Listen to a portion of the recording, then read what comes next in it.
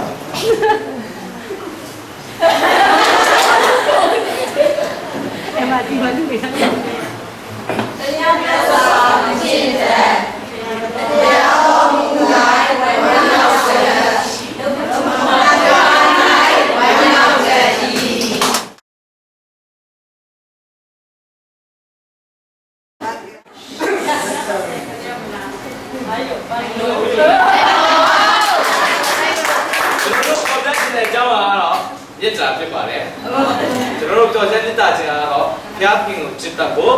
ကျင်တင်ချစ်တတ်ဖို့ ကိုမိသားစုပင်ချစ်တတ်ဖို့တင်တော်လေးချစ်တတ်ဖို့ဒီမှာကြီးကိုချစ်တတ်ဖို့ဖြစ်ပါတယ်။ရည်ကြီးဆုံးကတော့ဘုရားကိုချစ်တတ်ဖို့ဖြစ်ပါတယ်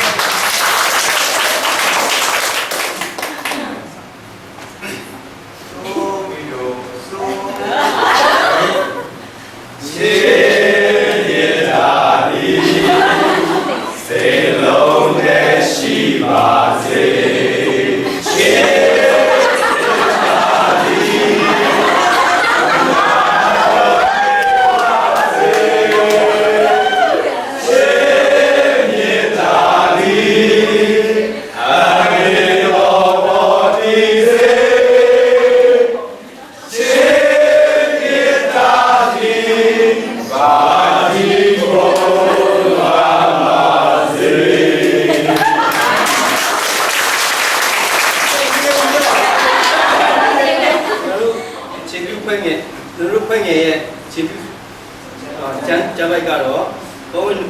ဘောဝါဒဆောင်ပထမဆောင်ကခန်းကြီး73ငယ်လေးကနေခုနှစ်တိပါတယ်ကျမ်းတော်ကိုဖတ်ပါမယ်မေတ္တာသည်စိတ်ရှိတတ်ကျေးဇူးပြုတတ်မေတ္တာသည်ပုံပြိုင်ခြင်းမရှိဝါကြွားခြင်းမရှိမာနမရှိမလျောက်ကစွာမကျင့်တတ်ကိုအကျိုးကိုမရှာတတ်ဒေါသအမျက်မထွက်တတ်အပြစ်ရှိပြီဟုမထင်တတ်မတရားသောမှု၌ဝမ်းမြောက်ခြင်းမရှိတတ်သမာတရား၌ဝမ်းမြောက်တတ်